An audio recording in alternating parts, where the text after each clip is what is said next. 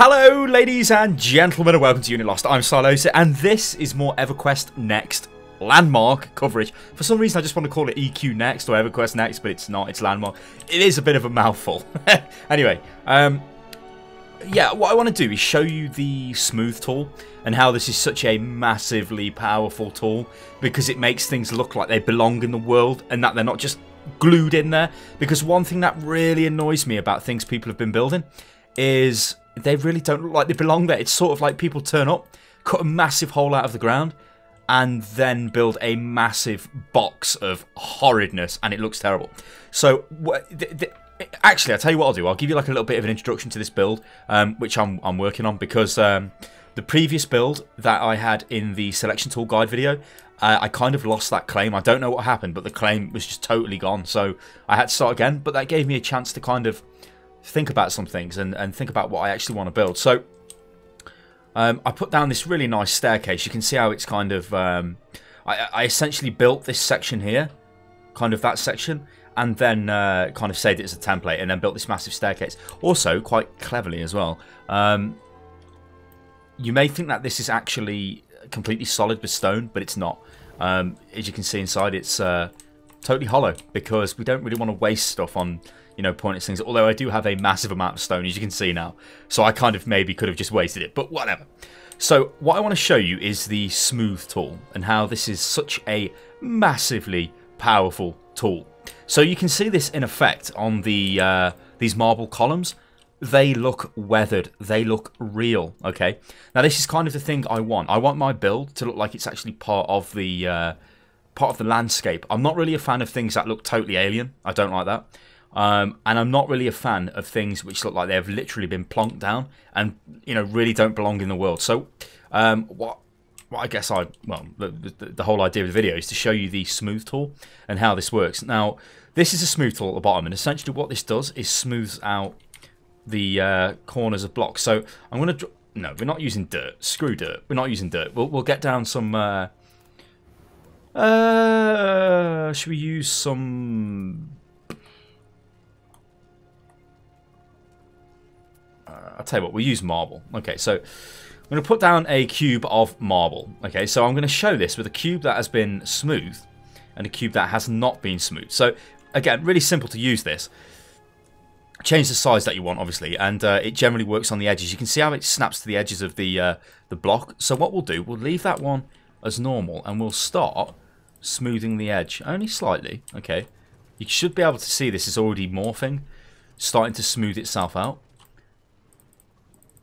and then maybe a little bit more down here, and a bit more kind of there, and then a bit more kind of there. But this is such a simple tool to use.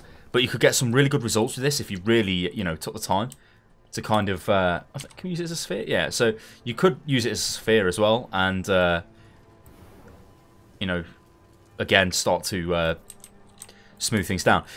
But what I want to do is just look at the two cubes. So this is the standard cube. Okay, so what you will often see is people doing things like this. They have a pillar. In fact, I've actually got a pillar in reserve. I'll show you this. Simple marble pillar. Okay. There should be more to that. I don't know what's happened there. It's kind of not loaded in. Maybe it will load in when we drop the other pillar. There we go. That's weird. Okay. So if we look at this cube, okay, this is an untouched cube. Okay, without the smooth tool. So this is what that would produce. That is this pillar here. Okay, so you can see this is really sharp. You know, it looks artificial, and I don't like that at all. Again, if we look at this cube, which we've actually used a smooth tool on, you can see how we've morphed the shape of that. And obviously, we could like really spend a lot of time and get that really smooth if we wanted to. But the look I was going for is more of a, you know, a rough and ready kind of look, like it's weathered. So if we look at this pillar now, you can see quite clearly that this is weathered. It has been smoothed. This looks like something which, you know, the elements have taken a toll on. Now you will notice that the front of this hasn't had anything done to it. And I'm just going to remove these now because we don't want these. So if, in fact, that is undoing the smooth tool. So we'll get rid of that. Now what I've done is I've placed these pillars kind of as the... they're going to be the support of the lower tier of the of this kind of building I'm working on. It's going to be kind of like a temple style thing, I think. But you can see, like, to me, they look really nice. They look like they are weathered. And let me see if I can just get a little bit closer. Or kind of zoom out.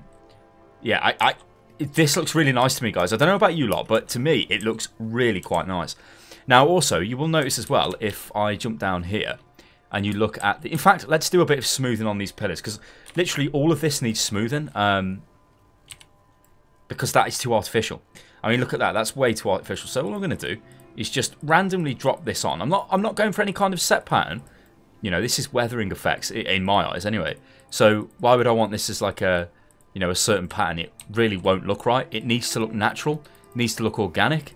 See, I can kind of miss areas out and just, you know, generally smooth areas up a bit there. This corner, again, needs a bit smoothing, so we'll just maybe a bit more weathering there, sort of, than here. You see, because I tend to view this as like a weathering tool more than a thing for smoothing the edges out, which obviously,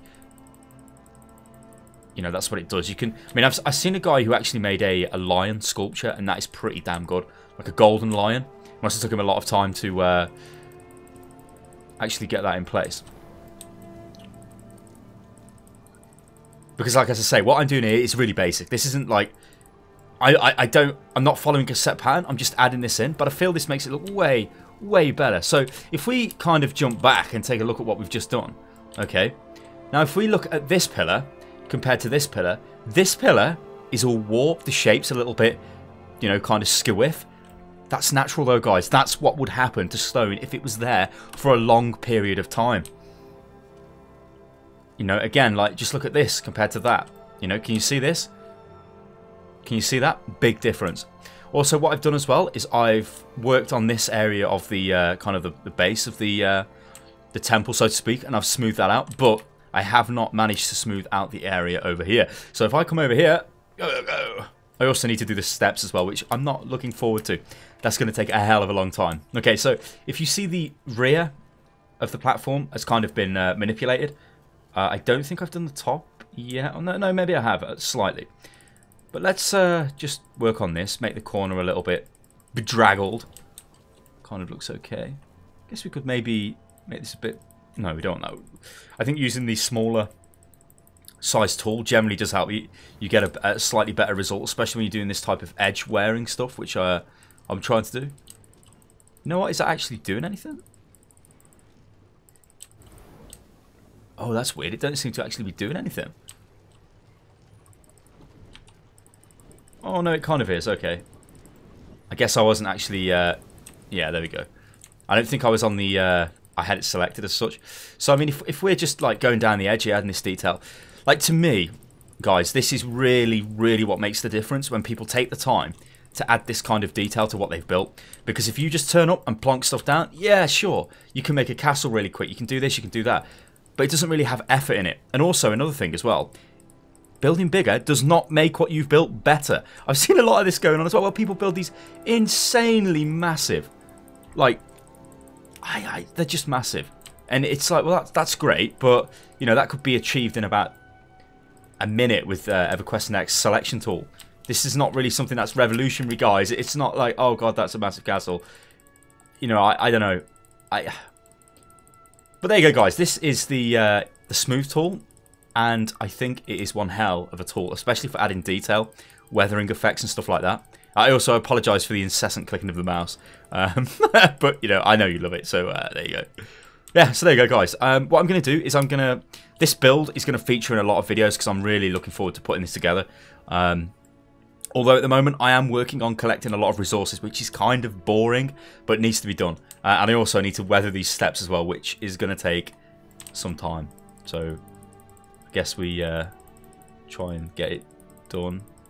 I wonder what that looks like, actually. Yeah, no, I quite like that. I quite like the look of that. That doesn't look like it...